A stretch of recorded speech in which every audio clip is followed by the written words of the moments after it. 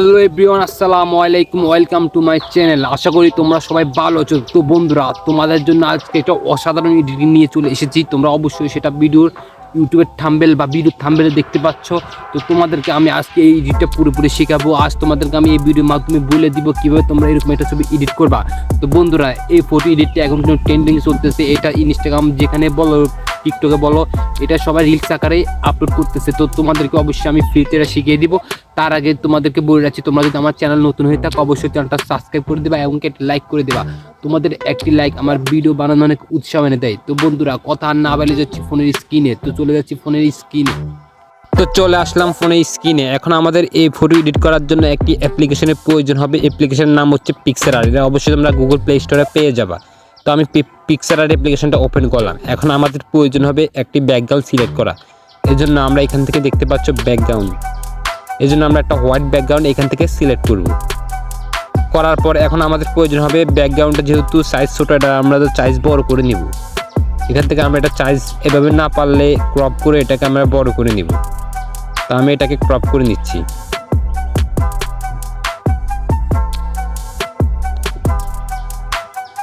তো আমি এখান থেকে এটার সাইজ 3.4 রাখলাম। এখান থেকে আমি ওকেতে ডান ক্লিক করলাম।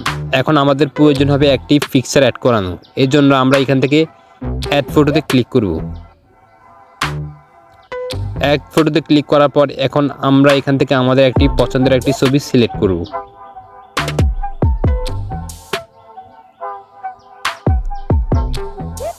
তো আমি আমার এখান থেকে একটা পছন্দের ছবি সিলেক্ট করতেছি।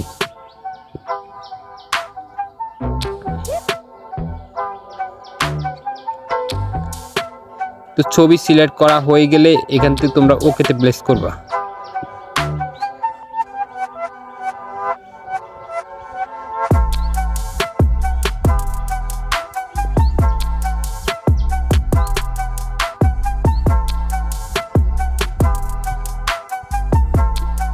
তো আমি এখান থেকে আমার একটা ছবি সিলেক্ট করলাম। করার পর এটাকে আমি অ্যাডজাস্ট করে নিব, পুরো স্ক্রিন করে নিব। করার পর এখন আমাদের প্রয়োজন হবে এটার ব্যাকগ্রাউন্ড রিমুভ করা। এই জন্য আমরা রিমুভ ব্যাকগ্রাউন্ড অপশানে ক্লিক করব।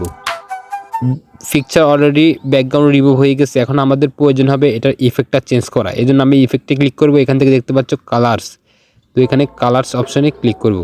ক্লিক করার পর এটাকে আমরা হোয়াইট অ্যান্ড ব্ল্যাক এই ফিল্টারটা চুজ করব। দেখতে পাচ্ছ হোয়াইট অ্যান্ড ব্ল্যাক এই ইফেক্ট।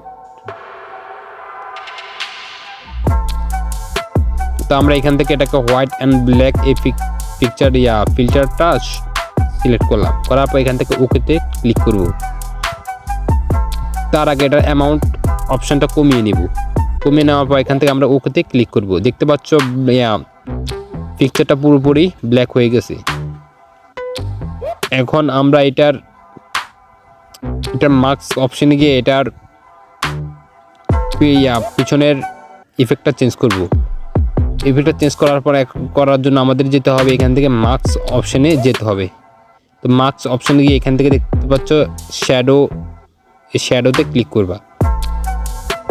ক্লিক করার পর এখানে অনেক রকম ইফেক্ট বা ফিল্টার যাই বলো এখানে শো হবে। এখান থেকে তোমাদের পছন্দ মতো তোমরা যেটা ভালো লাগে সেটাই সিলেক্ট করবা। তো আমি এখান থেকে শ্যাডো 2 এটা সিলেক্ট করলাম।